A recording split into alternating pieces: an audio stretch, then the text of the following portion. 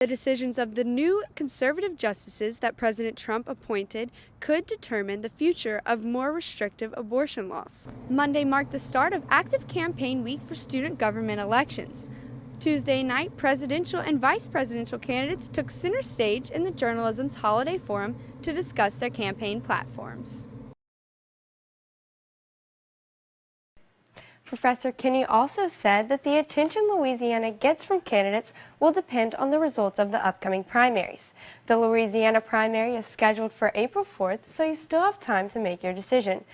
Thanks, guys. If you have been suffering from itchy eyes, congestion, cough, and fatigue, your problem may be surrounding you every day. This year's allergy season ranked one of the worst due to high pollen count, but the April showers may have helped.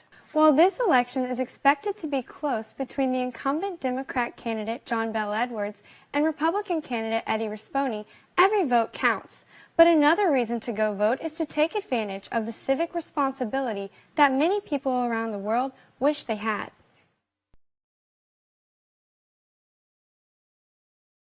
Breaking news. Because of the coronavirus pandemic, LSU has chosen to cancel in-person classes for next week and will move to online classes for the remainder of the semester following spring break.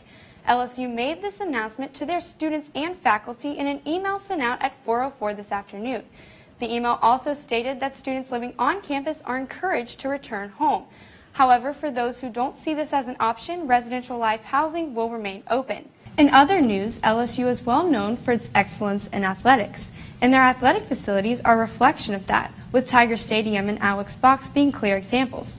One facility, however, is noticeably lagging behind, and with no clear answer in sight, looks to stay that way.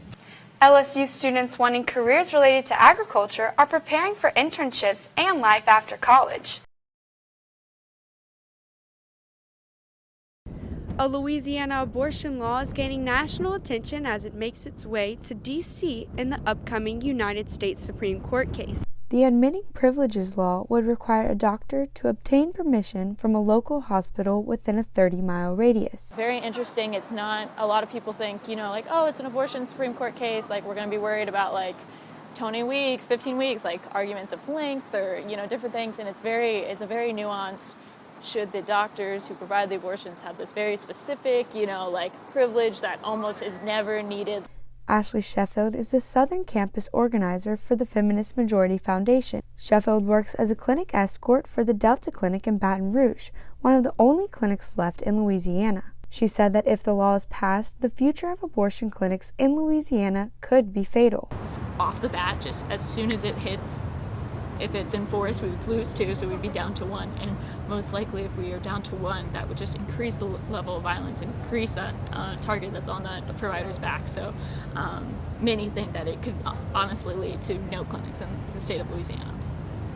In the eyes of the pro-life community, this law could be a step in the right direction. I think that it would be really beneficial to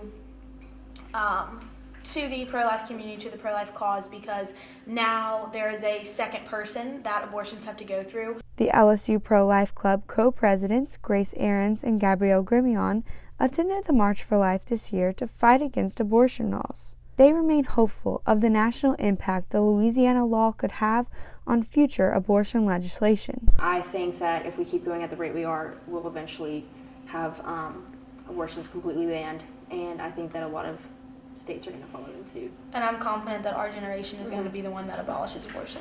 Yeah. The Supreme Court case June Medical Services versus G is scheduled for oral arguments on March 4th. For Tiger TV, I'm Ali Kadlubar. Fake news, fake news, fake news. Fake news, once prominent in the 2016 elections, is now a growing threat with the coronavirus outbreak and the 2020 elections. It's already clear, according to our intelligence agencies, that the Russians are involved in infiltrating our media. To combat fake news, Professor Lynn Apcar and a group of LSU students are clarifying how to detect fake news. 1, how to protect themselves and detect fake news, and 2, what the latest thinking and research was about how fake news moves through society.